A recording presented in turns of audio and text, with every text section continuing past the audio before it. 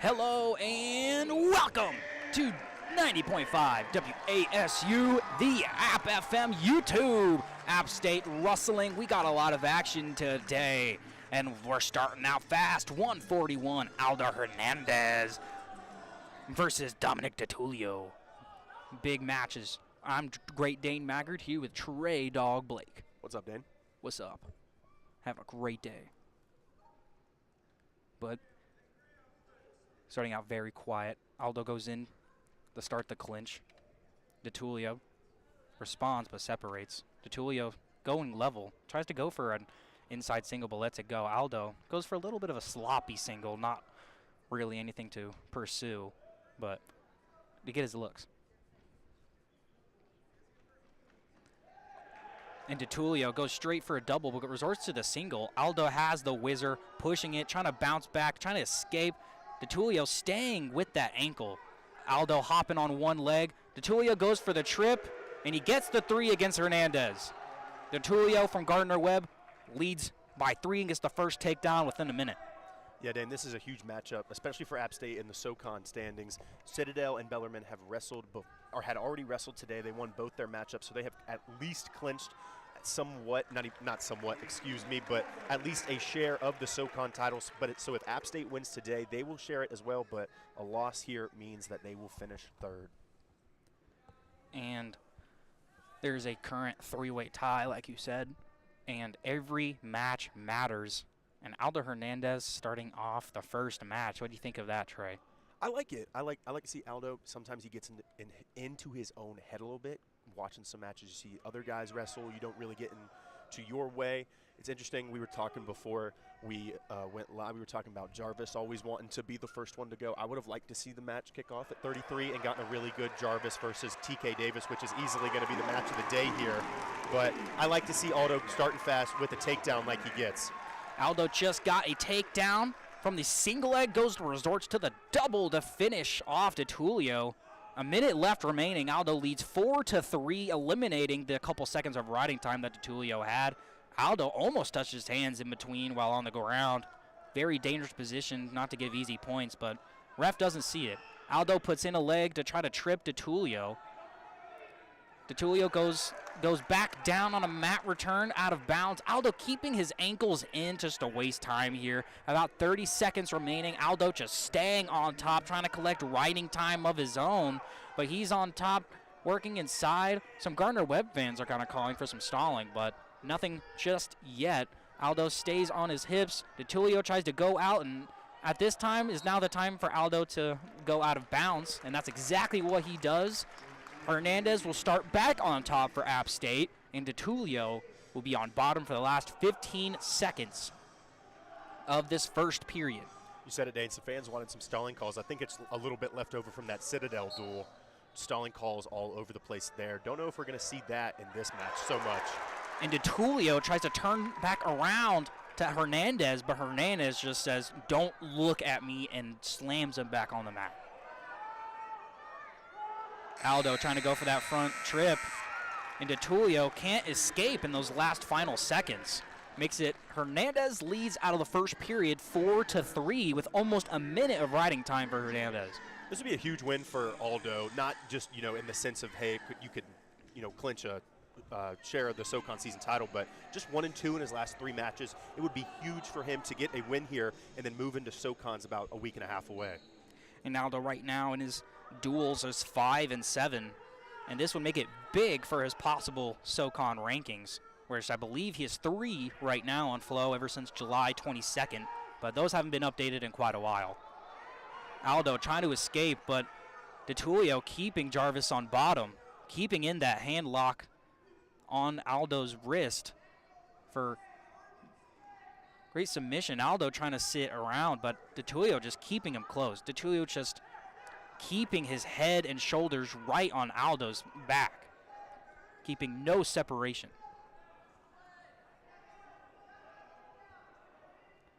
Aldo trying to sit out desperately, but DeTulio's trying anything he can. And the ref going to Aldo, saying he needs to work. DeTulio putting in a leg and eliminates the entirety of Aldo's riding time from the first period and actually gaining more of his own. Yeah, that's exactly what I was about to say. That's huge for DeTulio here. Kind of looks like what the class position looks like. Gratullio, a graduate student, Aldo, a redshirt sophomore. Just kind of looks like your older brother shoving your face into the carpet saying, hey, man, I'm older than you. I'm just going to come out here, dominate you, and do whatever I want. Aldo gets the leg out, but tries to sit out and try to extend his hips around, but DeTulio still taking control of Aldo Hernandez's top torso. Hernandez trying to break low that grip, and DeTulio trying to break open, and App State bench trying to call for stalling, but no calls have been yet, no warnings at all, and Aldo will start back on bottom, and DeTulio for Gardner-Webb will start on top. I think that's a good no call. Both wrestlers working with their hands more than they are with their legs a little more. I think Bentley and the bench wanted a stalling call because it felt like DeTulio was kind of pushing Aldo out of bounds to get him back into the center of the ring, but I'm a fan of the no call there. Aldo sitting out. DeTulio gets it out, and Aldo gets that escape point, and DeTulio tried very hard to keep Aldo there for the final 20 seconds, but Aldo escapes to make it a 2-point lead for the Mountaineers in this 141 matchup. 10 seconds remaining in this second period. They're both keeping separation. I don't think anyone wants some last second points here and just keeps the clock running. And Aldo Hernandez leads 5-3, and Aldo does not have the final decision. And a little bit of confusion there from the wrestler to coaching, as Gardner-Webb will not try to go for the escape route to get the point and instead go to the takedown route in neutral. And Gardner-Webb chooses neutral to start the final period. Yeah, that's a really interesting decision. I guess DeTulio liked what he saw from the lack of Aldo's takedown defense towards the end of that period. But, hey, if I'm Aldo, you just got to come out and do what DeTulio did last time. Just dominate, get on his back. You don't want to give up that takedown because he'd be 6'5", and then he could gain 12 more seconds of riding time and get an extra point. Aldo stuffed a DeTulio takedown attempt. Aldo goes to the tie-up, tries to go to the tie-up and circles around, but DeTulio gets it. Aldo has the ankle, tries to go on the front trip, and he does. He takes down Nick DeTulio for Gardner-Webb to extend the lead 8-3.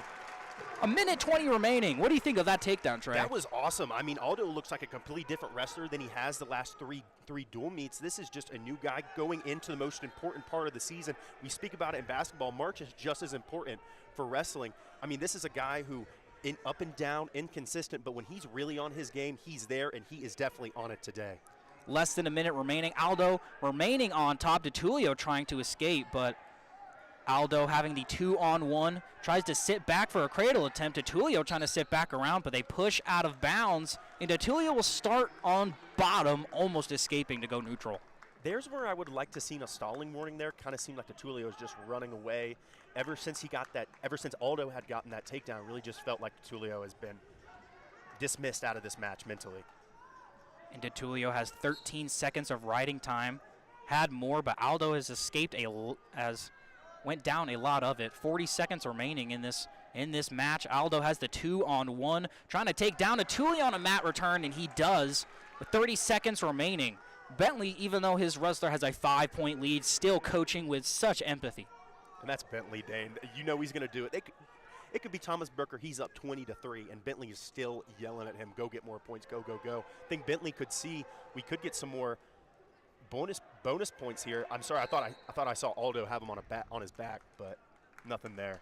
But what smart takedown defense from Aldo, what just happened. Mm-hmm. And DeTulio almost escaped, but Aldo went down to the leg, tried to get it, and went out of bounds to start back in the bottom, where DeTulio will start on bottom. In 15 seconds, DeTulio tries anything. Aldo lets him escape. DeTulio tries for many takedown attempts, but Aldo can stall all he wants here. I don't think any points or disqualification going to be given here, but it looks like it's going to be a majority decision for Aldo Hernandez on senior night. Aldo Hernandez is not a senior, but he is starting out the match strong, giving a 3-0 score to the Mountaineers. Yeah, super smart from Aldo. Like I've been saying it all match. I mean, that's just something that we haven't seen from Aldo. Not saying that he's not a smart wrestler, but just something that he's always in his own head. He's always seems like he's on the back foot. Just did not happen in this match. And if that's the Aldo we're going to see for the next 3.5 weeks of the season, I think there's a chance that we could see him in Cleveland. And that is extremely exciting. And Caden Keyser, the 31 ranked wrestler, according to PMI, and 29 on coaches' rankings. And Caden Keyser has had a lot of success this season, way more than last year. But being the top dog in his weight class in the SoCons, or at least one of the top dogs, he expects to come out of here with domination against Charlie Sly for Gardner-Webb. Yeah, this might be the bonus points match today, Dane. This could be the pin match. See how dominant Keyser wants to be. Feels like this is just, hey, Caden, let's go wrestle your match. Do what you want, and you're just going to go get it. And for those who don't know the scoring, a forfeit, default, or disqualification is 6 points. A fall or a pin is 6 points. A tech fall is 5 points. A majority decision is 4, and a regular decision is 3. And the team score, after Aldo Hernandez got a regular decision, a 3-0. And if Keyser can either get a tech fall or a pin, he'll get 6 or 5 points to extend the lead. But about 2 minutes remaining, nothing really happened. A bunch of hand fighting. Keyser was pretty deep in on an underhook and almost had a takedown attempt, but didn't go for it. He goes for a takedown defense there, and Charlie Sly defends it pretty well. Both in the clinch right now, separates. Keyser goes for the takedown defense, and there's a stalling call on Sly. Sly on the side just grabbing Keyser's ankle to try for the takedown defense there. Keyser trying to go around Sly, and it's a stalemate, which will start back in neutral in the middle. Keyser was very close there, but Charlie Sly got a stall warning that the fans were hopefully dealing for all day. Yeah, just to break you up real here, Dane, Citadel won their dual meet against VMI. Chattanooga and Bellarmine still head-to-head right now. Chattanooga up 16-9, but we still have 125 to 141 to go. So if Bellarmine were able to win those 4 weights, we'd see a tie, just a 2-way tie between us and Citadel if we're able to come out of this the victors. Keyser deep in on a single leg. Sly keeping that the torso grip right here, just around Keyser's waist, and very close for that 3. Fans are trying to call it, and he finally calls it, getting it the first takedown of the match in the first period with less than a minute remaining. I like the official, the main mat official right now. He's not calling things way too quick. He's letting the match flow. He's letting both wrestlers get into their flow, and it's making for some really, really good wrestling to start today. And referees that they like to see total control, I personally kind of like in these tough situations, because I just saw a state championship match actually in North Carolina be pretty weird. It was a overtime, and he needed to escape. The other guy didn't. He escaped, quote unquote, but the guy still had the other guy's ankle, and they called the escape already. So you know what's funny? Did you watch the matchup against UTC that we had last week? That's the same thing that happened to Aldo. I mean, not Aldo, Jarvis. That's the same thing. They called an escape. Chattanooga challenged, and it got overturned, basically winning Chattanooga the dual meet. And that was incredibly unfortunate on that side. But after getting the first takedown and the first period ending, Caden Keyser will start 3-0 against Charlie Sly of Gardner-Webb. Yeah, Keyser's had some really good wins this year. 7-1 over number 27, Drew Roberts from Minnesota. 7-4 against 31, Richard Felladon from Columbia. And then 7-3 versus Willie McDougald from West Virginia. And then 3-2 win over. And Coy Bizgens had a good way with Caden Keyser in the NC State duel. And Keyser goes for an ankle pick, resorts to the double, gets the takedown very quick in the first 20 seconds of this second period. Keyser tries to go for a rolling cradle, but Sly rolls with it, goes straight back the other way, and Sly's on his back, getting near fall. 1, 2, 3, 4, and that's 4 back points for Keyser, making it 6-1 on the day. Or actually, no, 2 takedowns? No, that's about 10-1. Yeah, we're in major decision territory here. As we go another 4-point near fall, that's going to move us to 14-1. I think the scorekeeper is just as confused as we are. I saw two 4-point near falls, but we're not going to get it. We're in major decision territory, and honestly, I think we're in pin territory if Keyser keeps having his way with Sly right here. And 4 points wise, would you prefer, if you're a head coach, would you prefer your wrestler go out and pin or get a tech fall? You know, I think either is Because good. more wrestlers nowadays go for tech falls than pins. I know. That is interesting. I mean, we were just talking, Tomas Brooker doesn't really have a pin on his stat sheet, which is interesting. He's the bonus point guy. He's the guy that goes out and gets those points. I mean, a pin, 6 points, you would think that, hey, if you can do it, go out and do it. But I don't know. I think either if you're going to go out and pin, go do it, because that just proves a mental domination over your opponent. Like when Stephen Montree goes out there and gets a pin, it's dominating.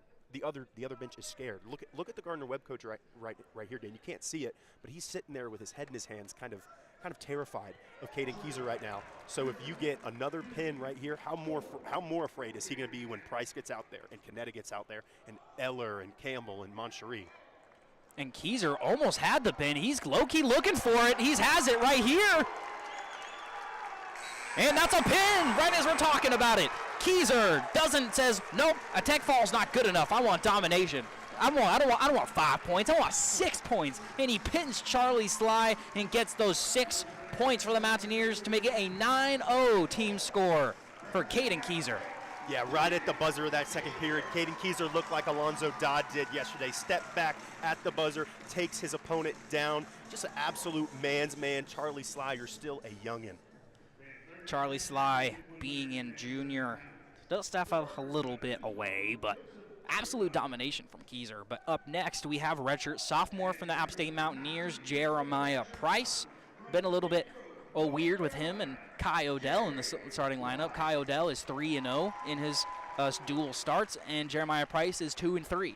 But Coach John Mark Bentley is sure that Jeremiah Price is his guy at 157. Well, we saw it last year. Price was really, really good going into SoCons. Really didn't have a good SoCon tournament, which led him not to go to Philadelphia for the NCAA championships. I still think Price is a really, really good wrestler. He's just got to get his head back into his season, really, and it can turn around in Asheville. If he even loses this match, he's still going to go to Asheville, and I would say that he's still a top 2 or 3 wrestler in the conference.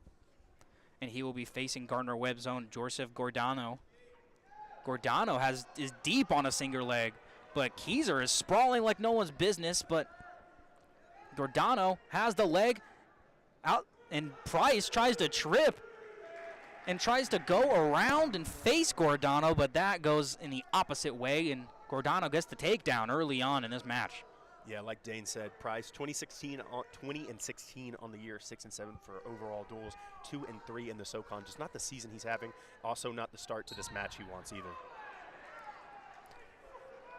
And a lot of App State fans trying to say a stalling call on Joseph Gordano, but I personally don't see it. But Jeremiah Price will start on bottom after the takedown and going out of bounds, and Gordano will start on top. Whistle starts. Price trying to build his bridge, sits out, tries to go for the reversal, but goes to the escape. Get those easy 1 points, makes it 1-3. Price from App State is down by 2. Gordano has the inside tie-in. Jeremiah separates from it. Price goes for wrist control. If you're Price here, you don't really want to give anything up crazy. I mean, obviously, you don't ever want to give up anything crazy, but you don't want to put yourself in a position like he did in that initial takedown. It's 3-1, you're primed, go into the second period. If it goes your way and you start on top, you can build up some ride time. Then when you get an escape, if that does happen, maybe it moves into the third period. If I'm Price, though, I play this slow. I don't want to go it fast at all. I just don't want to take any chances right now. Giordano really dominated that first minute. Again, Price, just take it slow, go easy, have yourself your match. Don't wrestle his. And as you said, that the match is going slow, we see a neutral stalemate. Doesn't happen a lot when both wrestlers are just going back and forth, not really doing much of anything. I wasn't going to mention it because that is really weird. I've never seen that. But, yeah, not a lot going on after Price had that escape. I mean, some of the Gardner-Webb fans a little mad after little Jeremiah Price going to the forehead, possibly a little face action with the swipe. But Jeremiah Price has always been that aggressive, putting his hands in people's faces. That's just the way he aggressively wrestles, and that's partially why John Mark Bentley likes to start him, because he's just so aggressive. 30 seconds remaining in this first period. Price still down 1-3. not much of anything happening, really. Just a bunch of hand control, and Gardner goes straight on a double leg and finishes on Price to make it 6-1. Gardner-Webb trying to get some extra team points right here. If they get another takedown with Price not scoring, they might get a majority decision soon. Yeah, if you're Jeremiah Price, that's just exactly what you did not want to do. He gets on the back foot, and instead of going straight at Giordano, he kind of seemingly runs away, almost to like, hey, can a stall warning get me out of this position? And it just can't. He gives up the takedown, as I think he's got some blood on him or a problem. He's going to the trainer's room or the trainer's side and getting rubbed off. But yeah, that's just not what you want if you're Price. You know, you get caught on the back foot, get taken down. Now you're in a 6-1 hole. There's a chance that this guy takes upper positioning in the second period. He already has what could be he already has 39 seconds of riding time. Could move that to about 43 because there's 4.4 seconds left in the period. Just not a good into the period for Jeremiah Price. And I hate to say it, Dane, but that's just been the kind of season for him. And can you just talk about the ending he had last season and why this season is disappointing? You know, it's weird because it was seemingly it's carried on from the SoCon, because I'm pretty sure he got knocked out in the semis, maybe the quarters. He just was not able to really do anything. He got knocked out in the semis and went straight for a third place run and got third, I believe. Third. So only one makes it from the SoCon in 57. There's not a non-berth qualifier there. So it's just something that I think he kind of got in his own head about it a little bit. And then you see a guy like Kai Odell come up, and he's been having a really good season, and you get kind of scared because he's taking some of your dual action, especially in conference. That's not really good to see when you have a guy who you wrestle with every day. Hey, he's taking some of my spots, especially in conference. You know, I could be manning these guys and like, hey, I'm dominating you. I'm going to see you in March. 5 wrestlers, Miller, Uliano. That could go up with anyone in the country sub a Big Ten school. They're a 5-run from any other school, and it just hasn't been the same this year from Price, and it's concerning because you get tested by Kai Odell, and he hasn't really reacted in the right way, and it's caused us to question why Kai Odell isn't the starter. There's obviously a reason. There's a reason that John Mark Bentley, who's a however many time SoCon Coach of the Year and won 14 SoCon titles, there's a reason that Price is out there. I mean, there's a reason that all these guys are out here. It's a question. I think it's definitely a question, and it's a question that needs to be asked. Hasn't been answered yet. I'm just interested, but I'm also interested in seeing Price get back to his level, because he can get to that level. We've seen him put up really good fights against I can't remember the guy's name from NC State, but he had a really good showing against NC State. Did it against Virginia Tech, and has kind of deterred in this later season of SoCon. But we're gonna get some action here. Price finds himself in a 6-1 hole. I think this is just what do you have for the rest of your season, Jeremiah? Because this is the season finale. You go into SoCon championships after a performance like this, after a performance you've had the last couple weeks. I just don't know what to tell him.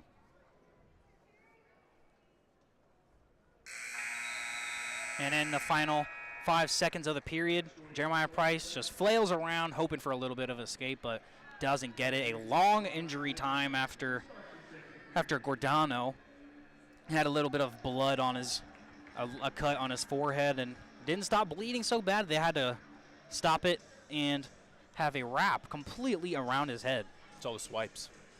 Price just kept swiping. He doesn't cut his nails, dude. And Price trying to keep Gardner on bottom. Gardner standing up. Price trying desperately to mat return with a front trip, and he lets Gardner go. First time I've seen Bentley clap after someone getting an escape. You know, I'm not mad at that. If you're Price right now, you're in a 6-1 hole. You can't just ride out your opponent for the whole period. You have to go get points. You have to go get takedowns. Not a bad decision from Price there, and I agree with the decision from Bentley to allow it to happen. Both in a tie up here.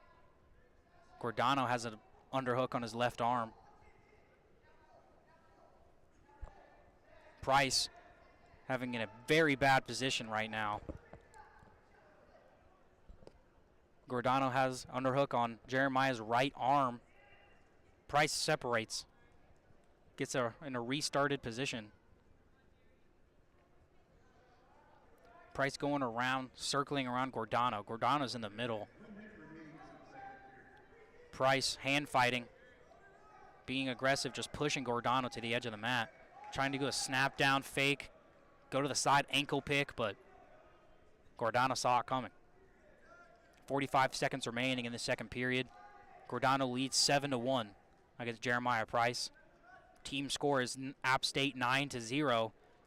And if the match keeps going the way it's going right now, Gardner-Webb might have some points on the board.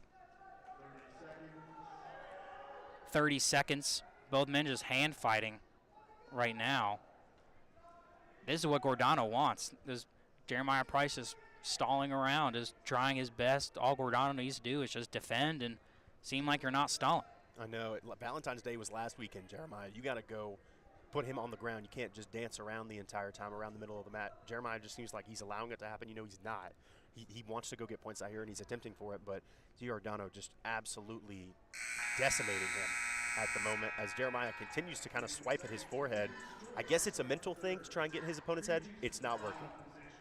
And Price will start on bottom to start the third period. Price is down 7-1. And what do you think Jeremiah Price needs to do at this third period other than escape? I mean, he needs a pin. I mean, to be honest, I don't think he's going to be able. He needs a reversal, and he needs to move that reversal into a pin. I don't think he's going to be able to get two takedowns from what we've seen from Giordano. We see it again as Price goes down to the ground. Not sure if you would call that a mat return, Dane, but sure looked like it to me. It seems like Giordano just could ride this out, pick up the extra points, and you know, you said Gardner-Webb could see some points on their board. It could be more than 3. It could be 4. And with the 7-1 score right now, if Gardner has another point, which he'll probably get in writing time, it'll become a majority decision. That'll be 7-1. But with the writing time, it'll be 8-1. And majority decisions, you're going to have 7 or more points. Or the 8 to 14 point margin. Sorry, excuse me. That's what we were talking about with Keyser. It just absolutely looks like domination right now. Price just can't do anything. Seems like Giordano was about to go for a pin there, chooses not to, just says, I'm just going to ride you out and just absolutely dominate. You can't call a stalling call here because Price is still attempting to work, but going to get a stalemate. And Gardner-Webb bench is furious about it. Yeah, Gardner-Webb is pretty mad about it. Gardner doesn't get it, but and more blood time as Jeremiah Price is now bleeding. But Price says, nah, it's all good, raises his forehead, says maybe it was the other guy. I don't know, not me. All them cuts on his forehead, Dane. And Price will start on bottom. And 52.4 seconds remaining unless a miracle happens where Price can either get multiple takedowns within a minute against Joseph Gardner of Gardner-Webb, or he can somehow get a reversal then to a pin. Yeah, Gardner, it's a 7-1 scoreline. Gardner lets him up here. I think he wants this extra points, maybe a pin, but you kind of let Jeremiah Price get into the game here. If he gets a takedown, that's 7-5, and then lets Gardner escape, that's 8-5. You could get a takedown. This could go to overtime. And Price swiping at the face of Gardner, and Gardner-Webb getting a little mad about it. 30 seconds remaining in this match. Price down 2-7. Gardner has the takedown, takes down Price, has the 3. That'll make it 10-2 with 8 points. And Price tries to go neutral in the last 15 seconds. And Gardner has the barn gates open, just keeping Price there. And they're going to call stalling on Gardner. That's an interesting call there. But no points given. Calling on Gardner, 6.6 seconds remaining. Even if Price escapes here, I believe it will be a majority decision to Joseph Gardner. It would. 2 minutes of ride time. That's 2 extra points. 12-2. Just not the performance from Jeremiah Price that anyone thought we were going to get today. And saved by the bell. Gardner got a little bit too high trying to go for back points. Price got a little too high up. If there's only 10 seconds left, maybe he would have had something, but I believe Gardner just gave up that last couple seconds, and that's why that decision happened. But that is the first loss and first win of the day for Gardner-Webb. First loss for the Mountaineers as Jeremiah Price loses, and Bentley tries hard to go catch up to him, but when Price loses, he walks off extremely slow. He's an emotional wrestler, Yeah. and that's good and bad. Price, he just can't be happy with himself. That's the problem. Ends his season in the SoCon 2-4. I mean, it's just a disaster season for him. There's no sugarcoating it. He still can't. I said it earlier. He's talented. He is talent-wise a top 2 to 3 wrestler in the SoCon. He's just got to make it up in March now. He can go on a run. He can. He is that good. He just needs to use his emotions in a better way, if you get what I'm saying. And it looks like Luke Murray, I believe, will be wrestling Anthony Canetta right here. Anthony Canetta is number 30 in RPI rankings, so this win will be detrimental for him as to ride up the ranks. Yeah, first time ever he's been ranked, so this is a huge match for Canetta. We've been talking about it. Hey, Gardner-Webb, not a premier school in the SoCon for wrestling, so hey, go out and dominate. Go out and show your tail. Go get some points. Hey, you're ranked. Let's go get that RPI ranking a little bit higher.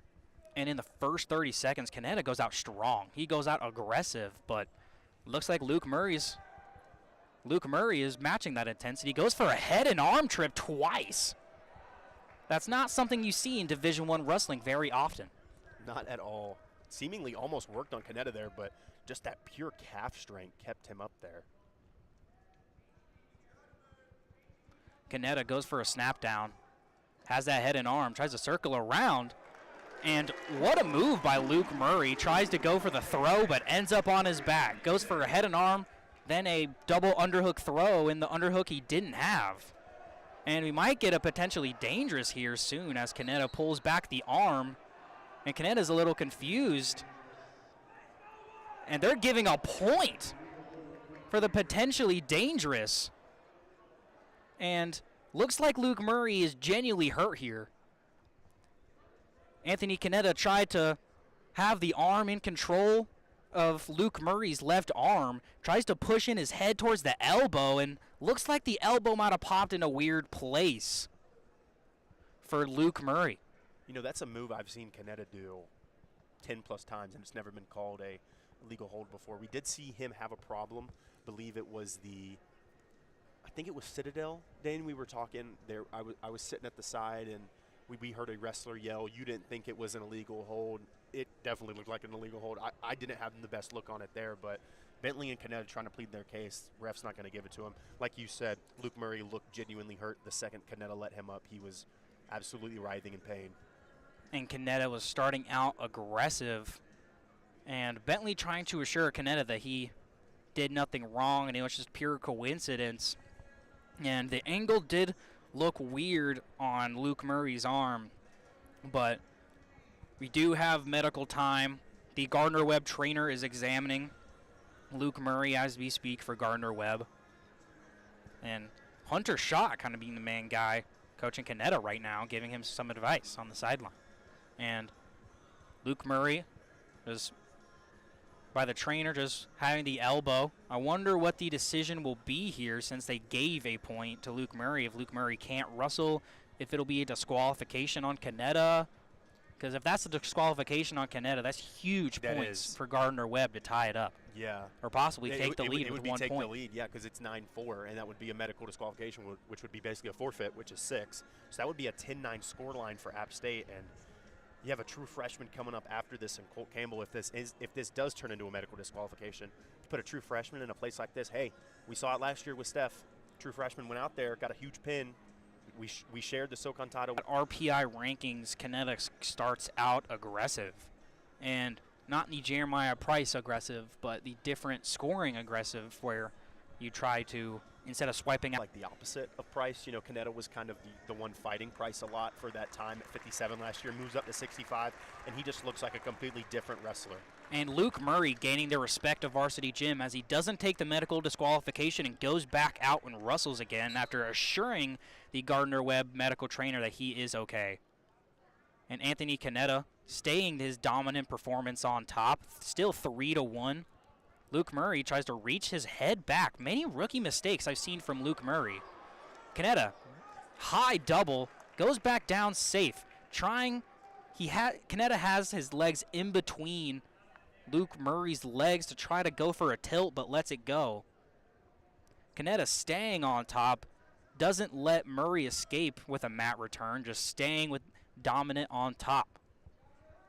I like how you called it rookie mistakes and just not mistakes at all. Luke Murray's he's wrestling okay.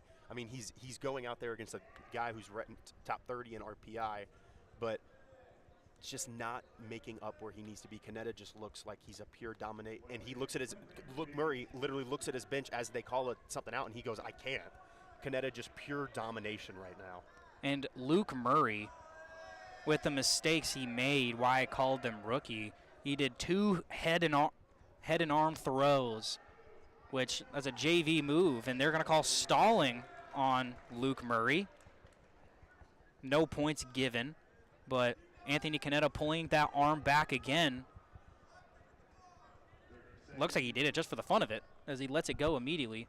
Actually goes back to it, but Luke Murray did 2 head and arms, and when he sits out going for an escape, he goes for, sorry, we're down there. Luke Murray shook his head a little bit after Anthony Canetta tried to go for the same arm and tilt him again. Yeah, Luke Murray looks completely out of this match already. Only 3-1, but basically, as Canetta just kind of lays on him, he's not doing anything. Luke Murray's going to grab his elbow again, but he's not wrestling. And I understand if he's seriously hurt, he should not be out there. And it looks like he's seriously hurt right now. This kind of feels like malpractice, leaving Luke Murray on the mat right now. But Gardner-Webb bench doesn't even look like they're interested in bringing him out of this one. Yeah, Luke Murray just holding that elbow. And Anthony Canetta gets the escape point to make it 4-1. And Canetta goes back in, tries to go for wrist control on Luke Murray.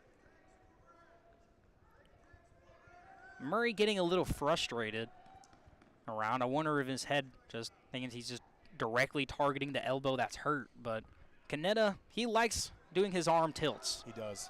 And a lot of times it's called a potentially dangerous, and Luke Murray tries to go for double underhook, and Canetta takes advantage of it, uses his weight against him for a takedown to make it 7-1 for Anthony Canetta against Gardner-Webb's Luke Murray. I'll ask you a question here, Dane. You've wrestled before. In a match like this where you potentially have an injury, or we get back points here actually, but you have an injury, how mentally taxing is it to continue to have to wrestle, especially when a guy's just straight up dominating you? Honestly, I don't think he should be wrestling at all right now. He was holding that arm, and any decent coach doesn't want to injure their wrestler, especially Luke Murray, a true freshman who still has a lot of way to go in his wrestling career. And if your guy's holding his elbow, trying to go in, and you know that elbow's hurt and he's still holding it, I don't really get why he's still in the match. But a medical disqualification is another stalling call, and Canetta pulls back that elbow again to try to go for a tilt. And Canetta and Luke Murray again having the head as he sits out. You're asking to be pinned at that point. And exactly. Canetta doing the same move that he injured Luke Murray with in the unfortunate way. But less than 10 seconds remaining. Canetta tries to go for a last-second cradle tilt. But Luke Murray just sitting there, gaining some breath, and he's still holding that wrist, holding that forearm. How long is the referee going to let this go? It's just interesting. I worry for the health of this guy as he just looks to his bench, and they just kind of clap at him, and he's just like, please get me out of here. I mean, it's 12-1. Canetta already has 3.5 minutes of ride time. He's got 2 locked in, possibly 3 points. We're already in tech fall territory, so if Canetta just gets one more takedown, the match is over. So that could be the best thing for Luke Murray. But I completely agree with you, Dane. He should not be in this match right now. He shouldn't have came back in. I respect the tenacity and hustle and the strength of him, but at some point you just have to look out for yourself, and the coach has to look out for the wrestler. Even though Luke Murray hasn't wrestled the best, he gave a lot of heart, because a lot of guys would take that easy disqualification win and say, oh, he hurt me, he intentionally hurt me, and take those team points. But instead of doing that, Luke Murray goes back into Russell and to let the fate go into his hands and what he can actually do. And even though the score is 15-2, Luke Murray still has a lot of respect coming from me. Completely agree, Dane, but there it goes. There's the takedown from Panetta, and there's the tech fall for App State. And that is the tech fall for Anthony Canetta against true freshman Luke Murray. And Luke Murray goes in, shakes hands, and shakes his head. And the coach giving him some recognition, shake his hands, and Luke Murray is incredibly frustrated, as he should. But his coach has a questionable decision to answer to, because if I was in that coaching position, I would not allow him to go out and either just take the forfeit, because team score is nice to make it closer, but having your wrestlers to be medically available is also better. And if you are not in Boone right now, it is, looking out the window, it is still snowing, and it has been snowing since at least about 10 a.m. It was snowing earlier. It was snowing about 7 this morning. And away from the weather, as me and Trey for AWN has done many weather reports that did very successful views-wise. But up next, we have true freshman Colt Campbell against another true freshman in Isaiah Guerrero. Yeah, true freshman on true freshman action. Colt Campbell has had a really solid year for this App State team, 4-1 in SoCon. 4-1 in SoCon, but yeah, he's looking to continue to only have one loss going into SoCons. Sorry, Dane showed me something, and it was funny. Indeed. But Colt Campbell having a couple chances taken away from him when it matters most. Example, when Virginia Tech, when they went over to Virginia Tech, Joe Zavistowski, the graduate, took the start instead of Colt Campbell and lost when many App State people were wondering why didn't the true freshman starter, who's actually, I believe, only had one loss in his SoCon career, why he isn't starting. But Colt Campbell being 4-1 in the SoCon this season with 14 points added to that, and both men just being aggressive, pushing each other, and Colt gets the other side of it and pushes Isaiah Guerrero out of bounds, and they will start back neutral. Yeah, Dane, I'm going to keep on what you're saying about the Virginia Tech meet. That's an interesting decision. I think, Colby McBride also got the start over Cooper Foster there. I think it was just, hey, you got two seniors, two guys graduating. They haven't wrestled in a high-profile match like that. That's probably a decision, but I do agree with you. You probably play your true freshman starters there, but interesting choice. I mean, it's Virginia Tech. Probably not going to get the win anyway, but I would have liked to see Colt wrestle is what I'm attempting to say. And Isaiah Guerrero takes down Campbell. Campbell's on his back, but no points given. They say it's not enough of the angle to get the tilt, and now they start doing back points as 2 swipes, another 2 swipes, 3, and that's more back points. 3 takedown, no back points have been definitive added, but Campbell on his back in a very bad position from Isaiah Guerrero from Gardner-Webb. And Bentley persisting to stretch forward. Campbell trying his hardest to get off his back, grabbing the leg of Isaiah Guerrero, and Colt trying his hardest, spreading around. A pin is what you want least right now if you're App State. And Colt Campbell so close to bellying down, but Isaiah Guerrero is persistent with pinning Colt Campbell here. Colt Campbell tries to belly down his hardest, but Isaiah Guerrero staying in control of the legs. And the leg in tilt, but 18 seconds remaining. If Colt Campbell can just survive without his shoulder blade hitting the mat, he'll get out of this period. But it is extremely close. Campbell not giving up just yet. Campbell bellies down and escapes the pin attempt with 4 back points from Isaiah Guerrero to make it 7-0. And what a first period for Isaiah Guerrero of Gardner-Webb. Dane, I cannot believe that Colt Campbell got out of that without a pin. We're only giving Guerrero 4 back points, but if we're counting how long Campbell had his back on the mat in a near fall, it easily would have been about 40. Sorry. No, you're good. I just can't believe Colt got out of there. It was like a minute 15 left, and he's got in that position. I was like, well, we were just talking about how good Colt was, and he's going down with a pin. But somehow he bellies down with about 10 seconds left and stays there. Just speaks about the grit of Colt, but also what great grappling from Guerrero on the other side. And Guerrero trying to go for a spladle-like action here. But Campbell staying on bottom, to base up, but not trying to allow Isaiah Guerrero to have more back points. And Guerrero pulling Colt Campbell's shoulder back and gets a potentially dangerous, and Guerrero tries to plead his case. I don't know what case there's to plead there. He was like a half a second away from pulling Colt's shoulder blade out of his arm. I don't know what he thought was going to happen. I don't understand how he and to escape, but Guerrero's making it very hard, especially with one leg deep. And if Colt Campbell wants to escape, he's going to need to get that leg back. As Guerrero is deep into legs, trying to go for tilts, for easy, quick back points. Less than a minute remaining in this second period, and it's not looking good for true freshman Colt Campbell against also true freshman Isaiah Guerrero. And Varsity Gym applauded for maybe a stalling call in Guerrero, but I don't see any other reason why Varsity Gym would clap all of a sudden. I don't think the official raised his hand for a stalling call. I'm just as confused as you are. I don't know. Interesting here. Maybe they're just trying to hype Colt up. I think what he needs most, Colt, is someone, when he gets those points, he doesn't stop. He keeps going. He keeps going. It's like Brooker a little bit. He reminds me of Thomas Brooker so much as a freshman. He just needs the ability to get on that front foot. Just in this match, it's just not happening for him.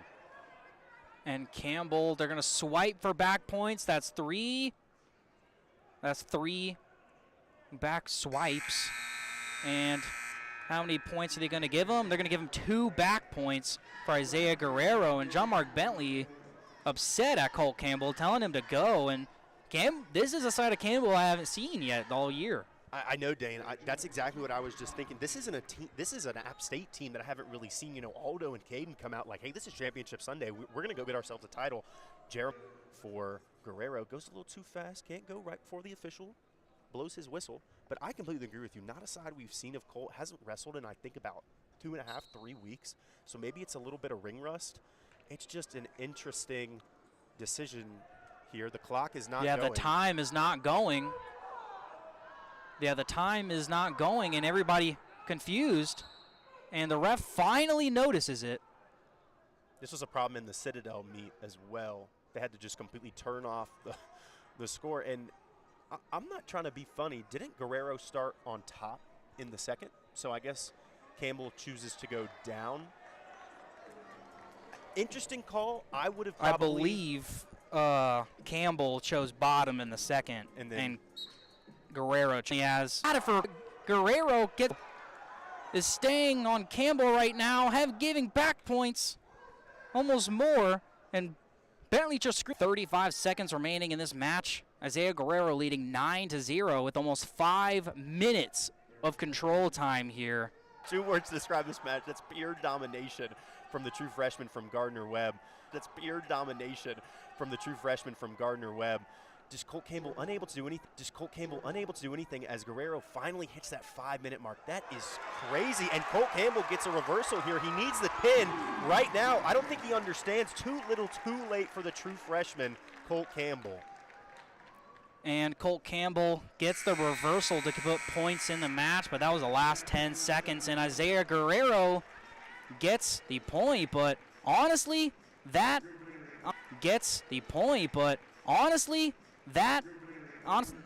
never mind. But excluding the writing time, that would have been big. Make it 10-2 as a majority decision, and that will make it a 14-10, I believe.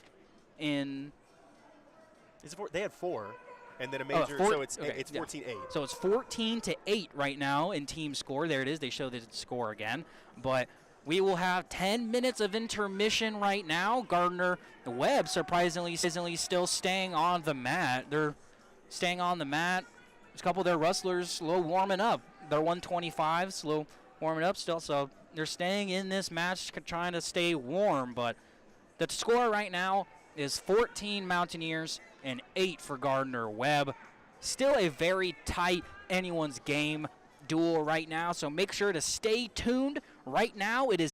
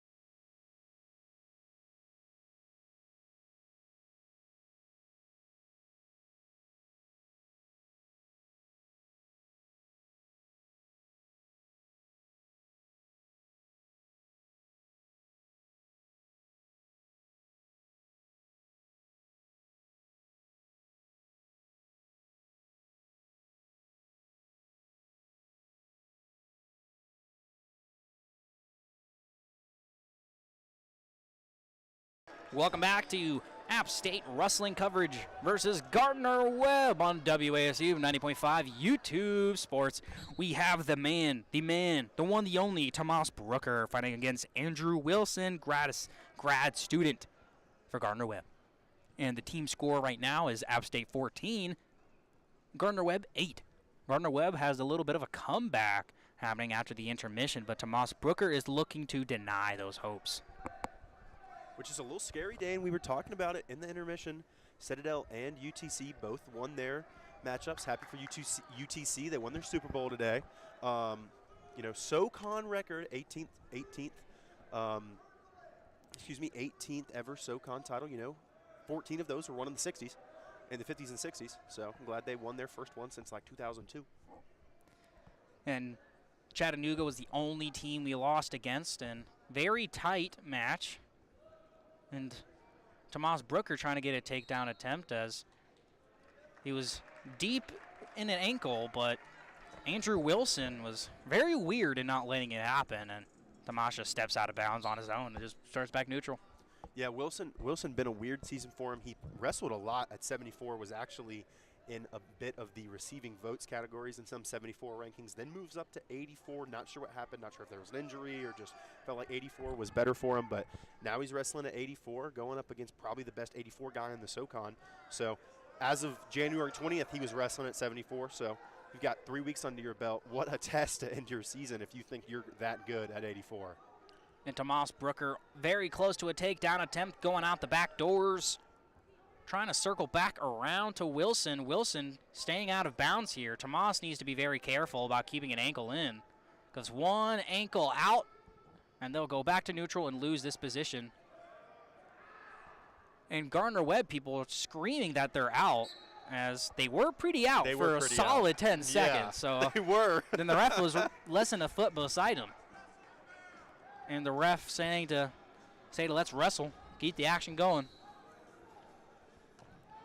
And with you saying Andrew Wilson being at 74, and with true freshman coming in, Isaiah Guerrero, with a dominant performance, I kind of see why he was kind of, if you wanted to stay in the lineup, needed to go up a weight class. But Tomas Brooker staying in front of Wilson, trying to circle around. Wilson grabs a leg. Tomas Brooker cross faces, goes back to the single, and finishes it with a takedown. That's 3 for Tomas Brooker. With a minute remaining, 40 seconds. Brooker, one of just 2 App State wrestlers still undefeated in the SoCon. 22 wins on the year, 10 dual wins overall. Again, 6-0 in the SoCon. Just him and Stefan Moncherie that we're going to see in a couple matches here. Still 6-0. I think Steph is actually 7-0. He would be the only. Do you know Kai Odell is undefeated in SoCon? Yeah, you've said that a couple times. Yeah. So we have three guys who are undefeated in SoCon. 2 in the starting lineup. Kai does not start. But Tomas right now trying to stay dominant on the ground, but App State. He's not wrestling. The App State fans trying to say some stalling call. John Mark Bentley just sitting down, and no stalling call at all, even though Andrew Wilson basically just sat plank. Interesting. Kind of looked like Wilson chooses bottom. There's been a lot of weird stuff going on with Gardner-Webb. I think they just wanted to come in here and make App State feel uncomfortable. And I don't know, who knows? Maybe UTC said, hey, just kind of do some weird stuff, get App State off their game, because, we need that outright SoCon title. Didn't get it, though, since Citadel won their matchup. App State, like you said earlier, Dane, 14-8, not anywhere near where John Mark Bentley wanted this scoreline to be. TK Davis, the number 12 star wrestler, still coming up. He's going to be the last match of the day against Jarvis Little. So what a test there to end the duel off. But yeah, I think Gardner-Webb, they've been a little weird, but they've been wrestling a little bit better than we thought. I think some App State guys have been a little worse than we thought they were going to be. I think the 3 guys who have won thus far have come out and just absolutely dominated and showed why they're ranked, or should be ranked, coming into this dual meet and heading into the SoCon championships. And then we're seeing right now why Tomas Brooker is ranked number 22 in the country. And Tomas trying to tilt Andrew Wilson to his right with a 2-on-1, and Wilson on bottom not doing much. The ref explaining that he needs to wrestle, but he should have said that in the last 20 seconds of the last period. Should have said that by raising his hand and giving a stall warning. And Tomas Brooker leading 3-0, a minute remaining in this second period. Tomas trying his hardest for some points here, but ref still no stall warning. And finally gets it after 3 stall warnings ago. We were hyping this ref up earlier in the match, and then he's just kind of let us down past couple ones. Very, very sad. But 35 seconds remaining. Tomas trying to cross face, going a half, but Wilson just staying on bottom. Ref going to Wilson again, saying he needs to work. And this ref is being very lenient on stall warnings so far. 20 seconds remaining, and Tomas is trying to go for a cross-face cradle here, but Wilson rejecting it happening. And this referee still not calling for stalling after Wilson just staying on bottom, not doing much of anything. I mean, this is getting kind of ridiculous a little bit, Dane. What's he going to do? Go up to his head one more time and say, hey, man, you need to wrestle. No, he's not wrestling. You need to penalize him for that. This dude just sat on the ground for 2 minutes and let Tomas Brooker do whatever he wanted to him, and now he's going to go on top. I wonder. I don't know, Dane. I'm kind of angry and I'm kind of riled up. I can't lie. I don't understand that here. I've never seen that. I've never seen a ref go to a wrestler 3 times and tell him, hey, you got to wrestle, and then give a stall warning. And he did it again after the stall warning. That's the warning. That's the time. Hey, you got to wrestle. Hey, I'm going to put my hand up the next time you don't wrestle. And Wilson goes for a bad shot attempt, and Tomas lets it and stuffs it. Staying in front, Brooker tries to go for that underhook and goes for wrist control. Try to go for that cross single. But Tomas being very resistant right now. Goes for his own. Try to go down for a double, but Wilson goes for a shot attempt even though he has the underhook in. And they go out of bounds, and both men will start neutral. And this has been a very weird match for Brooker. Yeah, App State bench really not happy with Brooker's performance here, which, I mean, I hate to disagree with them, but usually right now in this kind of situation, you see Brooker already up 12-2, and the 2 from his opponent are on 2 escapes, and he's trying to go for that tech fall. So I can't say that I disagree with Bentley and the bench here. And Brooker gets another takedown and make it 7-0. Less than a minute remaining in this third period. Brooker needs at least 1 more point for a majority decision, and might get it just for stalling alone, but he has about 3 minutes of riding time, so if he doesn't let Wilson up, he will most likely get that majority decision. And this ref being very weird about stall calls, as Wilson is still doing nothing on bottom, head in the ground like an ostrich. I'm sorry. That was a good one. I was going to say another good one. Someone in the crowd said he's sleeping, which is like the best way to describe it. He's just sitting there. He is sleeping. Looked like me this morning. My girlfriend was like, all right, Trey, it's time to get up. And I went, no. I eventually had to get up and come to wrestle. You know, Brooker's opponent, Andrew Wilson, did not do that.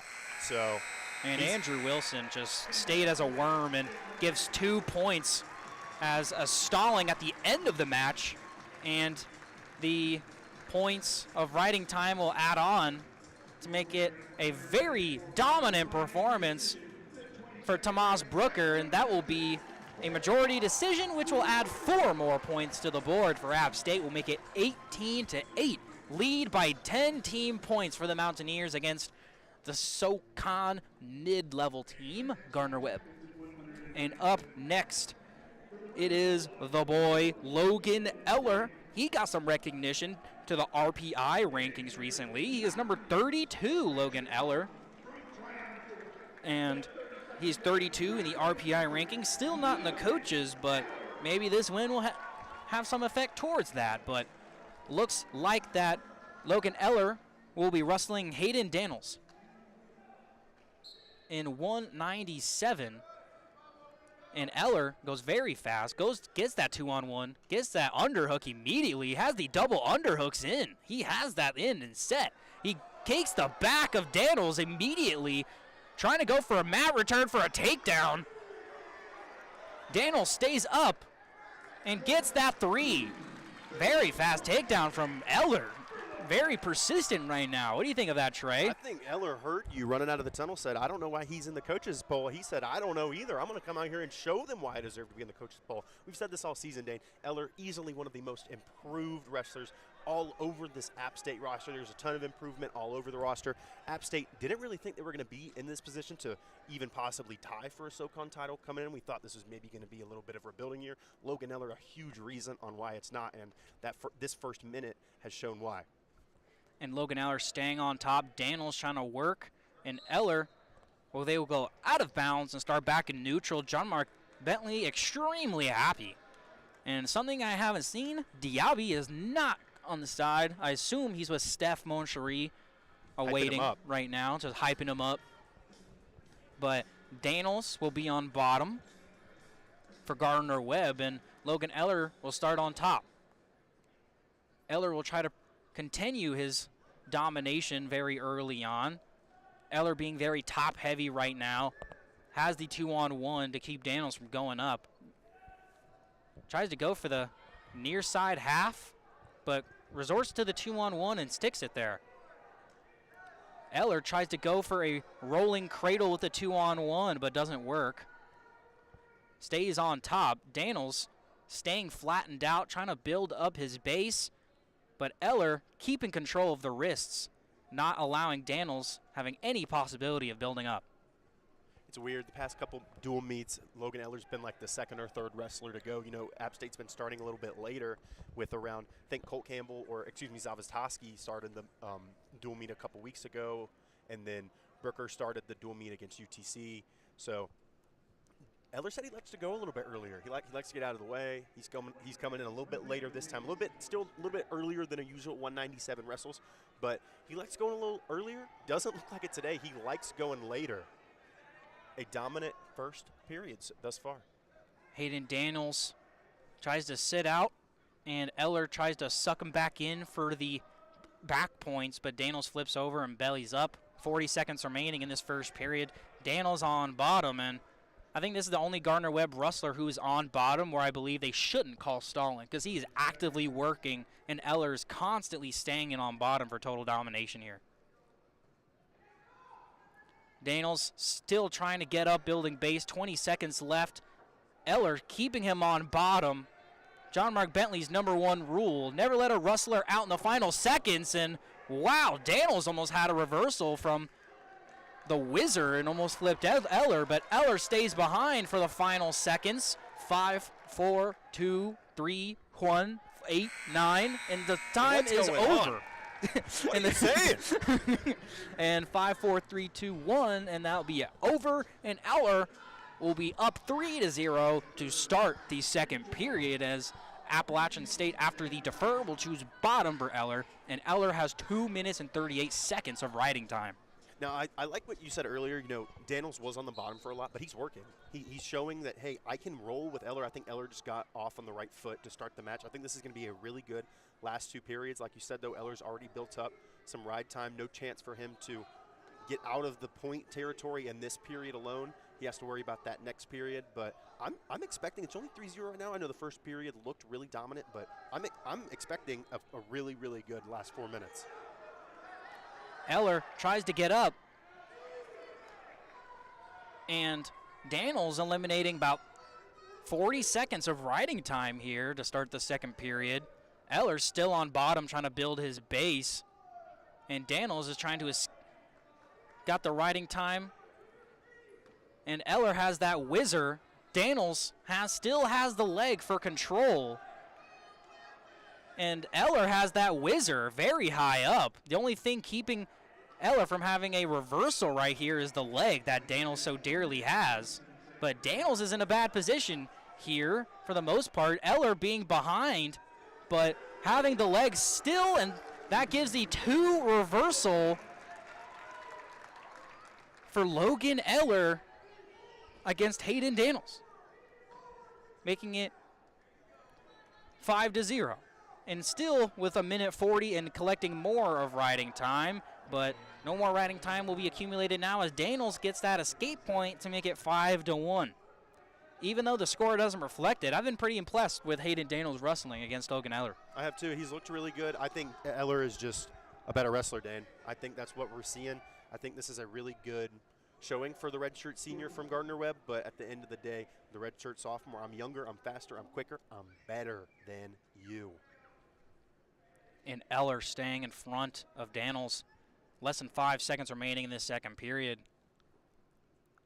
And that'll be the end of the second period as Eller has the lead 5-1 in total domination right now, but Daniels is pushing back. He's not letting this go so easily, not giving up. And Daniels chooses neutral instead of going bottom for possible an escape point and then go for a takedown to tie it up, but instead he goes for the neutral route. But I can't say it's not a bad idea. I think Gardner-Webb is really just trying to get into the head of these App State wrestlers, doing things in a very unorthodox way. And in some matches it's working, not really working like right here. I don't hate the decision. I think Daniels showed really good prowess going into Eller like he did on that shot right there. Eller's just shown better defense on it. And I wonder if Daniels used to be a heavyweight, because there is a big, like Daniels is significantly more built than Eller, but Eller being way more strategic and defensive-wise. Eller being very close to this takedown right here. Daniels tried to go for the takedown and reverses it on and goes for the reshot on Daniels and gets the 3, making it 8-1. Coach Bentley and Randall Diaby telling Logan Eller to stay down. Don't want the extra points here. They just want the victory. And with the 3, we have the third period down, less than a minute remaining. Logan Eller staying on top, 8-1. Gardner-Webb's bench screaming, trying to have their any possible last-second hopes right here, because if Gardner-Webb wants to get back into this match, it would have needed to start here. It would have. I was wrong on that. We are going to get a major decision if Eller does end up riding out the rest of this period, which looks like he does. He'll get ride time. Actually, Daniels gets it out, and Daniels looks like he's ready to go for something. Bulldogs bench wants it.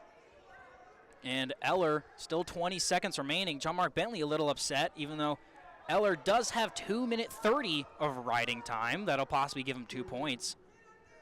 And Eller just waiting the timeout here. 10 seconds remaining. Daniels goes for a takedown, but Eller defends it with that whizzer. Keeping it there. Eller knows how much time is left and just waiting it out, but Daniels doesn't know. And Daniels, like many people and fighters in MMA, he didn't lose, he just lost. He didn't have enough time. But Logan Eller with extreme domination here, but Daniels gave a good fight back. That was a good wrestling match, even though the score didn't really exemplify it. I wonder if John Mark Bentley is happy, even though got the win. If you're John Mark Bentley, you happy with how he wrestled in that match? Bentley doesn't look happy at all. Doesn't even give him a high five, just tells him straight back to the locker room. I think you'll get a little bit of an earful later, and it's hard to disagree because Eller had him on the position, gave up his own positioning. Daniels was able to get out of it, causes a non-major decision win. I think we're still sitting at about 26-8. There is a chance for Gardner-Webb to get in this match. You get a better decision there that you definitely easily could have gotten, and this is out of reach now for the Bulldogs, but I mean, it's unlikely as Varsity Gym is on their feet for App State's heavyweight Stephen Moncherie, who's finally ranked number 22 in the country. But if you want to win, you got to start now, and there's nothing better to end off with on a guy like TK Davis. But you have to win this match at all. But look at Stephen Moncherie. It's just another day at the office. He can't even put the dang leg tape on, Dane. That's how big this man's calves are. And Stephen Moncherie, as you said, ranked number 22 in the RPI rankings, but even though he's very highly ranked in RPI, he's not ranked in coaches, but he is number 31 on Intermat, which is a big achievement for him this season, as I don't believe he was ranked until now. So he has been completely dominant in the RPI rankings, show that with him being 22 in heavyweights. He had some kind of boneheaded losses, not going to lie, earlier in the season. Lost to the guy from Glenville State, lost to a non-D1 wrestler. I think that's what kind of faults him a little bit, and it's hard to blame them, but his last 2 months have been unstoppable. I mean, this is a guy that could have wrestled Gable Stevenson last year in the NCAA championships, and there's a chance that he's not going to beat Gable. Let's put it out there. He's not going to beat Gable. Yeah. But there's a chance that he gets an escape point. Steph is good. He's a really, really solid wrestler, and at this point last year, he was the one who got the dual win for Campbell. He was the one who went out there. All these people on their feet were cheering for Stephen Moncherie, and he's become a fan favorite in Boone because of it. And something I'd like to notice about Moncherie right now against Josh McCutcheon is that look at the size difference between Moncherie and Josh McCutcheon. It's a grown man's game, Dan. Stephen Moncherie, height-wise, he is undersized. But if you just look at him, his muscles and his borderline calf muscles alone make up for it. His calf muscles are as big as my head, and I've got a big head. Same here. And a minute 20 remaining in this first period. And still no points, but for those who are new here with Moncherie's game, the first period is more of a waiting game. It's seeing what is this guy's tendencies, and they get a stalling call on Josh McCutcheon as Moncherie was trying to engage in the more out-of-bounds section. McCutcheon was just going back and forth like a football receiver, trying to juke someone out. But he's scared, Dane. Yeah. Moncherie looking like a lion there, getting ready to eat up a little elk. McCutcheon, what can he do? He thinks he's an elk. He thinks he can run. He can't run from Stephen Moncherie. And Moncherie with exemplary takedown defense as he goes for the shot-reshot on Josh McCutcheon. Complete domination from Stephen Moncherie, as we've seen all year, with 6 or 7 straight wins on the day. Not on the day, but on the 6 or recent. 7. Anyway, Stephen Moncherie goes around, stays on top of the takedown. 30 seconds remaining in this first period. And Josh McCutcheon goes for a Granby roll as kind of a last-second, short-time escape there. But with 15 seconds remaining, Moncherie stays on top, collecting riding time. He will get around 50 seconds, close to a minute of riding time to end this period as 5 seconds remain. And that will be the end of the first period as Stephen Moncherie gets the takedown from defense. And something I haven't seen before, John Mark Bentley going extremely close to the mat to coach Stephen Moncherie. Of course, John Mark Bentley is the head coach of the entire team, but Reynold Diaby has more been of the heavyweight coach, with more working with Logan Eller and Stephen Moncherie rather than John Mark Bentley with Moncherie, because heavyweight is a whole different game than what John Mark Bentley wrestled, which I believe is around 160 to the 157 range. Coach Bentley, 160? No, not right now, when he wrestled at UNC. I was about to say. I'm saying when he wrestled at UNC, I believe John Mark Bentley's around 165. Was he? I thought he was a little bit more of a lightweight. I believe he's around the 160 to 157, maybe the 49 area, but definitely not heavyweight status, as heavyweight wrestling is a lot more different than the lighter weights, as Reynold Diaby has been the more vocal coach for Moncherie. And it feels like they've really built such a close connection, Moncherie and Diaby. Diaby's always the one, like you were talking about, standing up, coaching him, and we saw it. Even though Bentley's basically beside the mat telling Steph what to do, you still hear Diaby go, Steph, and then giving him further instruction.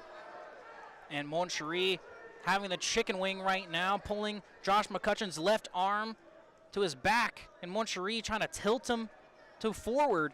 But Moncherie on the side, taking control of McCutcheon in the second period. A minute remaining in the second period. Moncherie tries to go reverse crossface, but McCutcheon just staying on bottom. Ref goes to McCutcheon, says you need to work, or I'm going to call stalling. And with how McCutcheon is wrestling right now, he might call stalling soon. I don't think he's going to get the stalling, Dane. Oh, Steph almost had a pin opportunity there. That would have been crazy. You wanted the stalling? I thought Steph wanted the pin, man. I thought he was going to immediately throw him on his back. 1, 2, 3, done. And McCutcheon gets the escape point, and with 35 seconds remaining, going to start neutral. And McCutcheon goes for a good level right there to catch Moncherie off guard, but it doesn't work as they both just go in neutral. Moncherie goes back into the clinch with that underhook. 25 seconds remaining in this second period. McCutcheon doing pretty good with staying level and staying low. Moncherie more hand fighting and focusing on the upper body of McCutcheon. Goes for a fake on the single, but then goes to the double. Goes back to the single. Goes up, back out the barn gates, reverses. Josh McCutcheon staying in the battle, though. Josh McCutcheon being lighter, being a little bit more fast, but Moncherie being seconds away from a takedown, but McCutcheon goes for a shot, and Moncherie does the reshot double, but doesn't get it, but very close. Moncherie leads 3-1 entering the third period.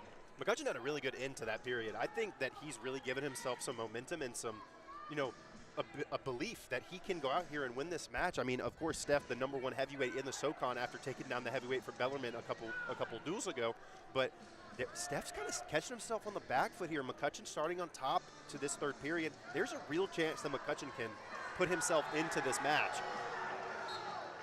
And McCutcheon taking a fat minute to get on Moncherie while Moncherie was on bottom to start the third period. And basically all of Varsity Gym was screaming for a stalling, but this referee has not been the one to call stall warnings until pretty late into the match. But Moncherie is on bottom while McCutcheon is on top. Moncherie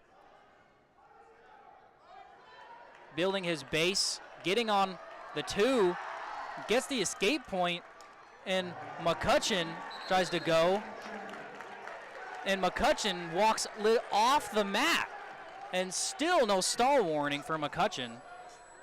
I mean, that's just pure strength from Stephen Moncherie. Throws him off of him, but McCutcheon doesn't even want to come back to the middle. He did a really good fake. He let Moncherie escape.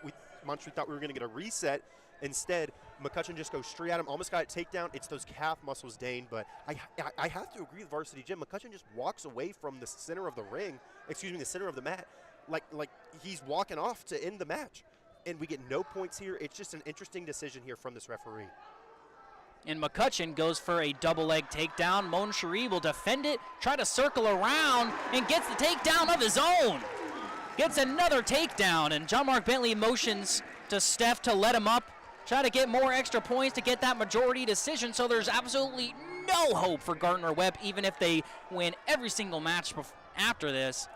But Moncherie trying to get a far cushion more, and in wrestling, you can never get too far of a cushion. Moncherie, 30 seconds remaining, 7-2, tried to get that majority decision going. McCutcheon goes for a takedown. Moncherie gets the takedown, almost puts McCutcheon on his back, but makes it 10-2. 8 seconds with almost 2 minutes of riding time, now hitting 2 minutes with 15 seconds remaining. And it's pretty safe to say that Stephen Moncherie will win this wrestling match due to majority decision in dominant fashion to end the Varsity Gym season. And McCutcheon does what he does best. He almost runs straight into the App State tunnel, doesn't want anything of Stephen Moncherie after that match. And I'm going to be honest, I thought McCutcheon had a really good end to that second period. I thought he had a really good start to this period. Stephen Moncherie just shows why, hey, coach's poll, Intermat, Flow Wrestling, what are you doing? I am a ranked wrestler. I am a top 25 wrestler in this country, and he is showing it why, and he's going to show it more in Asheville in a couple weeks. And with the win, Josh McCutcheon went in, kind of shook hands very loosely, and the referee made him walk back to shake hands again. That is embarrassing, but I don't think Josh McCutcheon did anything wrong. I think he shook hands fine, as ways you do in a loss, and just walked off. Yeah, this is we keep saying it, this is an interesting referee. I think, you have a really good end to a second period, and you have a chance to do that. You're going to be a little angry at your performance. You're not going to be like the most happy guy ever, like, hey, thank you, awesome match, yeah, you just kicked my butt. Like, you're not going to shake this dude's hand super firm. If I'm McCutcheon, probably angry too. But I think it's a lot to just get in the head of these App State wrestlers. We keep saying it, just Gardner-Webb trying to do interesting things, just not working out for him. And as we see two sides to a coin, as we go from heavyweights to the extreme lightweights in 125, Cooper Foster for App State and Tyson Lean for Gardner-Webb. Yeah, Coop hasn't had really a And Cooper gets taken down. He does. This has been a problem for Cooper over the past couple weeks. He had such a good middle part of the season coming into mid-January. Thought we were going to get an injury time out there. Coop had a really good into 2025 coming into mid-2026. into mid-January of 2026, just hasn't replicated that start of the season we saw. It's an 11-2 decision. We talk about this every broadcast. An 11-2 decision and a loss against Vince Robinson. But you don't get pinned, and that major decision only came in the last about 45 seconds of that. He showed a phenomenal first month to 2 months of the season, just has not showed since about January 15th. And Cooper tried to get a takedown of his own, but Tyson Lane with good takedown defense. Tyson Lane leading 3-1 against App State's Cooper Foster.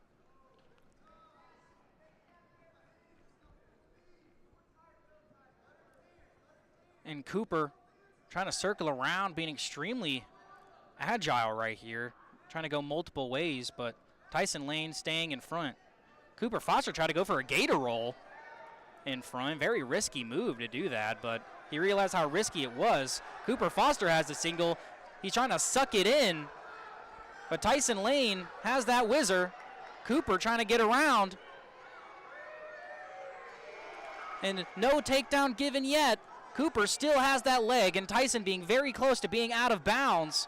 Cooper needs to keep that leg in, but looks like from the positioning right now, if Cooper tries to circle around, they will go out of bounds. They're going to call it a stalemate anyway, but Cooper was very close to getting a takedown there. He was. He just needed to go up, and he almost grabbed that leg and got that takedown, but a great roll from Tyson Lane there absolutely thwarts that. It's 3-1 still. Coop's got a great chance to go, and we still have about 5 minutes left in this match. And Cooper staying in front of Tyson Lane.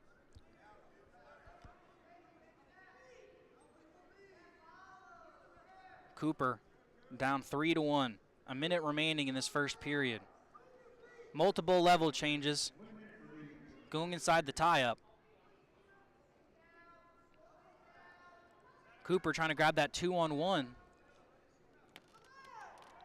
And Cooper trying to stay in bounds, but Tyson Lane on the more outer edge. So if Cooper tries to, and Cooper multiple trying, but Tyson Lane just staying on the outer skirts defending.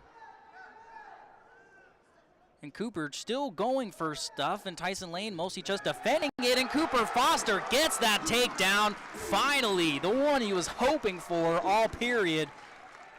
And with 20 seconds remaining, Cooper Foster leading 4-3 after the takedown against Gardner-Webb's Tyson Lane. And the ref being bombarded with multiple stalling calls by the crowd, and I can't say I blame them. But Tyson Lane in his base right now. Cooper Foster getting the late takedown. And they're going to go with Gardner-Webb with the decision. They defer to App State, and they will want Cooper to go on bottom.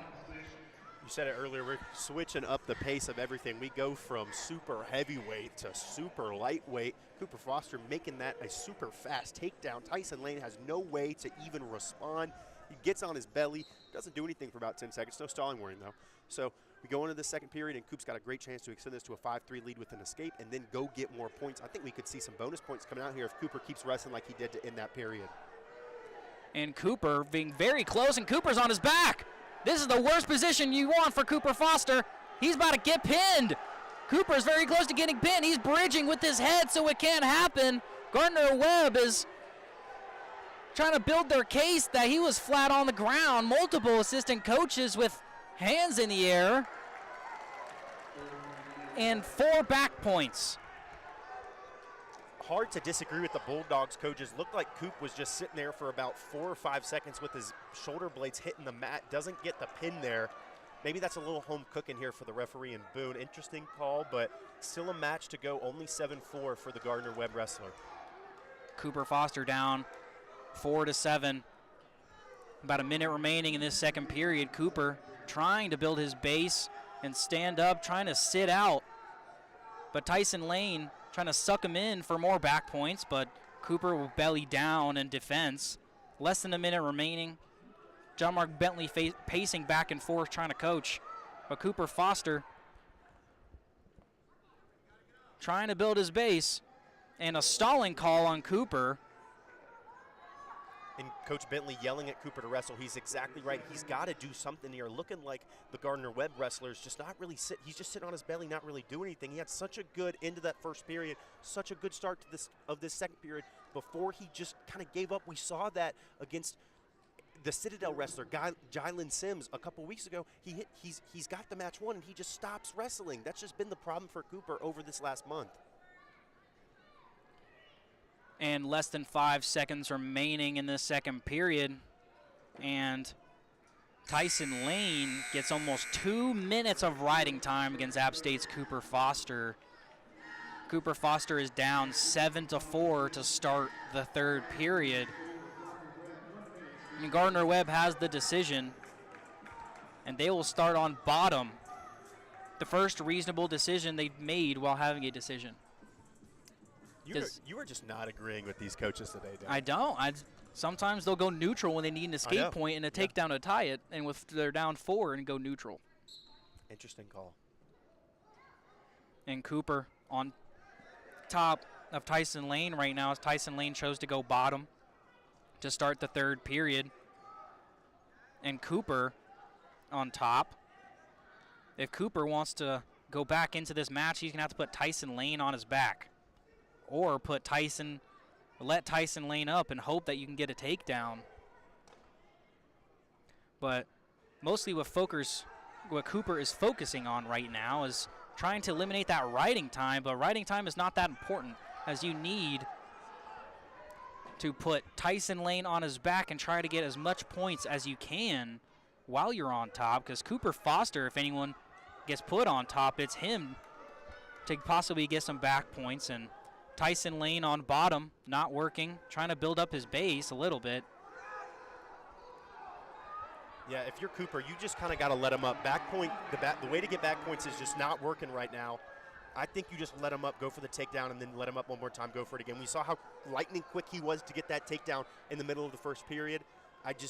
He's still trying to go for the back points route, and it's just not working for him. And everybody on the App State bench trying to give him advice on what to do, but Cooper, and great defense, bottom defense by Tyson Lane, as he knew what Cooper was trying to go for. And with 30 seconds left, it doesn't look like Cooper will get much. And Cooper trying to build. He's very close to it. He needs to run and go around the head. Short time remaining. Cooper Foster needs to go now. Cooper, 10 seconds. He's almost there, but he gives it up and lets it go and basically gives up on the match, as he was very close to putting Tyson Lane on his back, but just couldn't get it done in the final minutes. And it will be an 8-4 win from Tyson Lane of Gardner-Webb, and that'll make the team score 25-11. And the last match of the day is what many people were hoping for and waiting for. The match of the day. The 23rd ranked wrestler in the world to the RPI rankings in Jarvis Little, and the number 12th ranked wrestler in the world to RPI rankings, T.K. Davis, and former NCAA qualifier T.K. Davis. Could be a preview match of what we see in a couple weeks in Asheville. Jarvis Little, he's told me he's the best wrestler at 133 in the SoCon. He's told me that he's going to be the best wrestler at 133 in the country one day. Jarvis, you did Zach Redding earlier in the year. You did Chris Cannon from Minnesota earlier in the year. You did Blake Borman from Purdue earlier in the year. You have ranked wins. Can you get another one when it matters most? And T.K. Davis being on the defensive side here. Jarvis trying to engage in more of a clinching right now. T.K. Davis mostly just focusing on his level. Davis goes for an ankle pick. Jarvis defends it. Jarvis staying low, trying to get wrist control.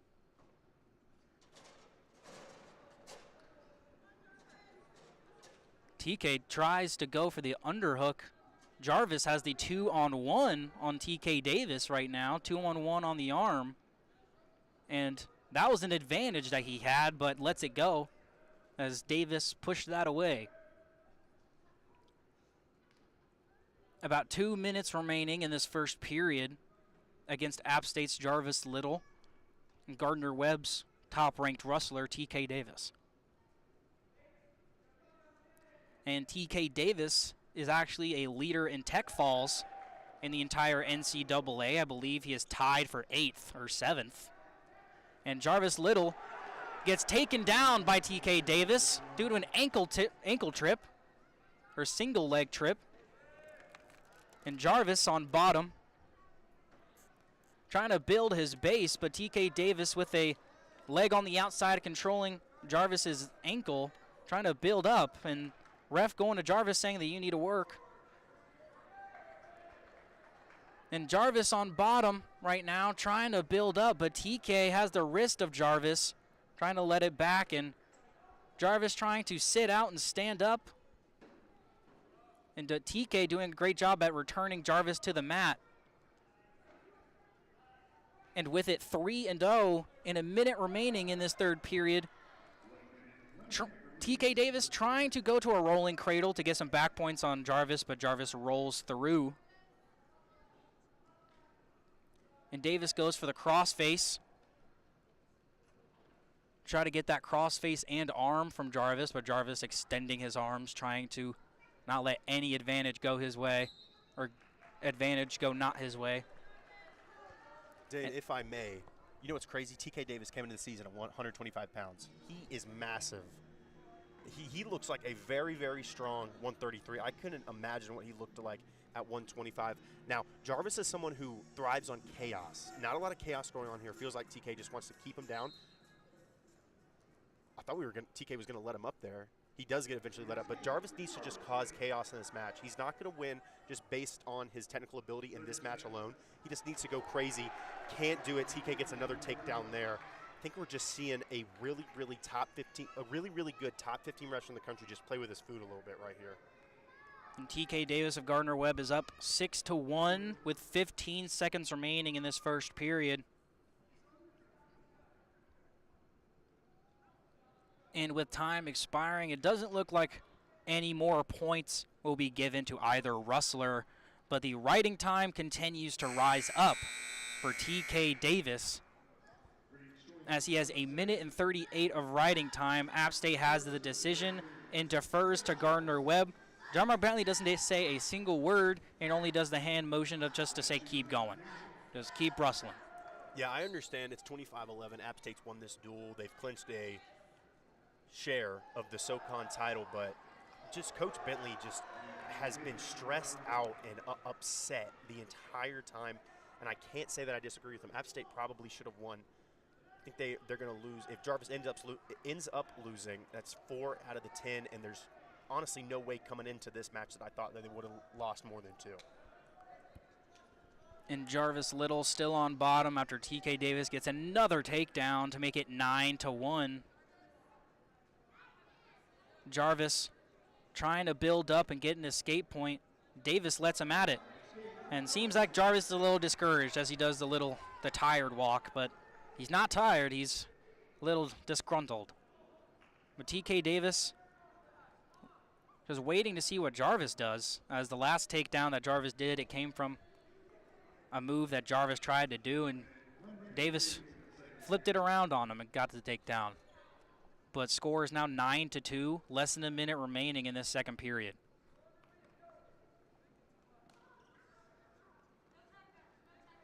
Very quiet here in Varsity Gym. TK Davis goes for the single leg extremely fast, and it seems like Jarvis just can't handle the constant pressure from TK Davis, which makes it 12-2. Davis trying to get some back points, but gives it up. And with it being 12-2, I don't see this match ending due to a decision, but if Jarvis Little can surprise me, I'll shut my mouth. I think you were exactly right to say that he was just a little discouraged there, Dane, coming in this match. I think he didn't expect TK to get off on such a strong start. Just doesn't go his way the rest of the match, and Jarvis Little, only a redshirt freshman, number 23 in the country, just facing a wrestler that is honestly just better than him.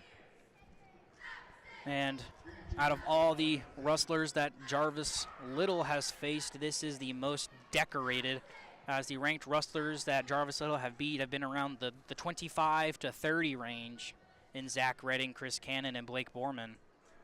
But it seems like for that top 15 that Jarvis just can't get it done. And the third period starts 2 minutes. Davis tries to go for a little bit of an arm drag. Jarvis just circling around, trying to stay in front of Davis. But Jarvis hand fighting right now, trying to keep that 2-on-1 on Davis. Still has that 2-on-1, trying his hardest to not let it go, but Davis trying to push away, circles around, and lets it go, and that's exactly what happens. This is like watching a master at work here with TK Davis. Absolutely implements a crazy fake, gets Jarvis jumping, immediately goes into setting up another shot. He's about to take one right here, gets his hands placed perfectly. It's just TK Davis is just an absolute monster on the mat right now. And Jarvis tries to go for an outside single, and TK Davis tries to go for a takedown. Jarvis tries defending. Davis goes back out the barn doors. In between Jarvis Little's legs, trying to go back around for the control. But Jarvis possibly might go for a stalemate call here any second, but Davis still trying to work. And Little just keeping him there. Little trying to go back around, but possibly try to flip Davis for the crotch grip. And Jarvis has the reversal on TK Davis to make it 12-6. 30 seconds remaining in this match. And if they weren't out of bounds there, Jarvis possibly could have had some back points on top-ranked wrestler TK Davis. Yeah, Jarvis finally coming alive here late in the third period, but just too little, too late for the redshirt freshman. It's a good result for Jarvis on paper, but on the match he's just been dominated. This is one that you have to go back and watch every single day leading up to Asheville. What did I do wrong? How can I get better? This is a film session match the entire time through the final day of that SoCon tournament. And Jarvis goes for the mat return to keep TK Davis down. And a little bit of a moral victory for Jarvis on paper. But if you are here, you saw that he did get one last-second reversal and 3 escapes to make it 12-6. But these guys, if TK Davis stays at Gardner-Webb, which I highly doubt, but TK Davis being ranked number 12 and Jarvis being extremely disappointed in himself, but I'm glad he has that expectation that he can beat these higher-ranked wrestlers, but making it 12-6 against the number 12th guy in the nation isn't that bad on paper. But these guys will see each other again.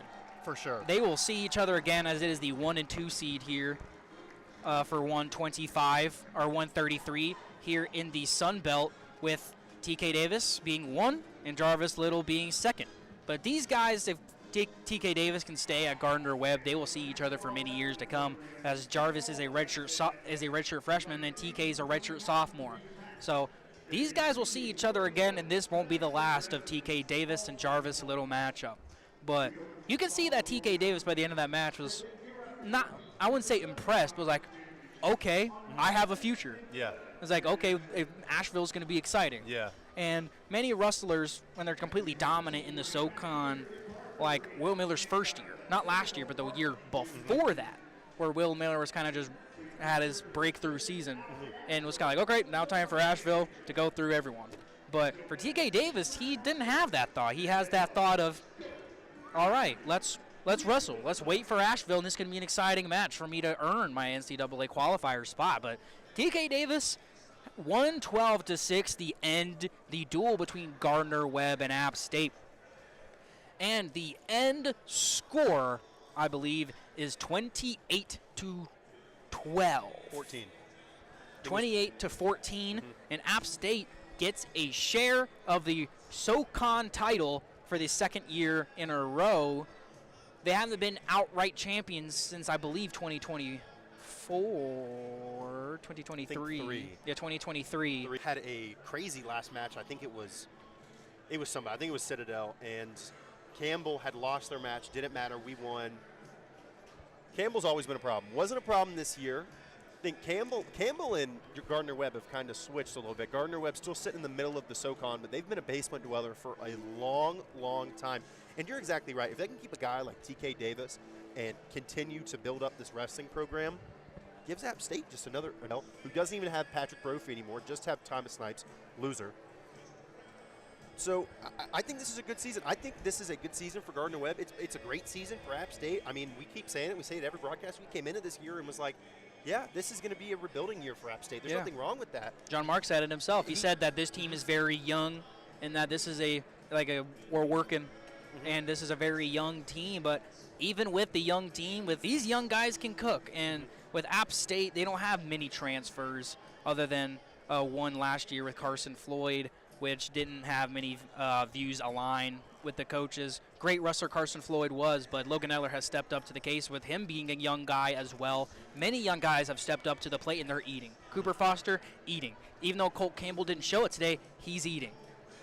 But they have many years to come. With Colt Campbell only having 2 losses in the SoCon, and Cooper Foster, I think, having 1 or 2 himself, but with him being very limited in SoCon play, with a couple.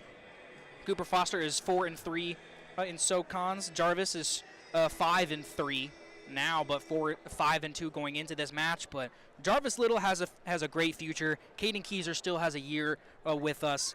Anthony Canetta has a pretty good future if he can get the big ranked people like he almost had Thomas Snipes the other day. If he can wrestle like he did against Thomas Snipes against every single match, he'll be a great.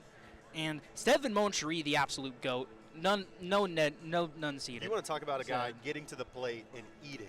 It is constantly Stephen Moncherie just absolutely doing whatever he wants every time he steps on the mat. It's going to be a great time to see him in Asheville. It's going to be a really, really good wherever, I can't remember his name, from Bellarmine lands in the SoCon rankings. Probably going to meet up at the end in the final. Whoever's going to go is going to go. SoCon's gotten 2 spots in the heavyweight division in years past. Probably not going to get that this year unless a crazy thing happens. Probably just going to be one, Moncherie or the guy from Bellarmine coming out of or going into Cleveland. But, man, Asheville is going to be a blast, Dane. And last question, because I know you have next acquirabilities for the Rustlers and interviewing. But who is the person who you think can win the SoCon, but they're not really like a top person, like Tomas Brooker? He's the top dog. He has a great chance to win the SoCon. Yeah.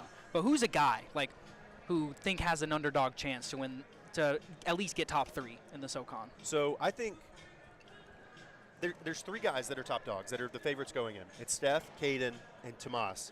And then in my opinion, you have 3 more guys that are probably Logan. Logan is the most improved wrestler I've ever seen, just from watching him at Opens. And I'm not going to say he wasn't necessarily doing everything. He was not who he is today. It is 2 completely different wrestlers from Logan Eller a year ago to today. Same thing with Jarvis Little. Jarvis needed that chance. It's same thing kind of with Canetta. Jarvis just needed the ability to start and show how good he is. Jarvis is only going to get better from here. Only a redshirt freshman. He's already 23 up in RPI. It's just only up from here from the guys I listed. You mentioned Keyser, Canetta, Price. They're all going to be seniors next year. They're all going to be at their peak in college wrestling. And to end the season with a share of the SoCon title is a win. App State completely controlled their destiny going into the UTC matchup. To me, that's a win just as much as sharing the title. You know, we talked about it. This is a really, really young team. You don't have vocal leaders out there like you've had in the past. You have a lot of guys who lead by example. There's no Cody Bond on this team. There's no Sean Carter. He's not on the bench anymore. You've got Will Miller, who was a wrestler the past 4 years, but he wasn't at the meet today. There's no leader in the locker room, but yet, or that we know of. We don't know if someone has stepped up and created something that we just aren't seeing because we're not at practice. We're just here for the matches, and we interview the wrestlers when we're allowed to. But there's no Cody Bond. There's no Sean Carter. There's no John Milner. There's no Will Miller. There's no Will Formato in this locker room. And App State is still putting on SoCon title seasons. And I think it just goes to show how elite and amazing this coaching staff is from top to bottom. And John Mark Bentley is an amazing coach. He's been here. This is his 17th season going on, 18 next season.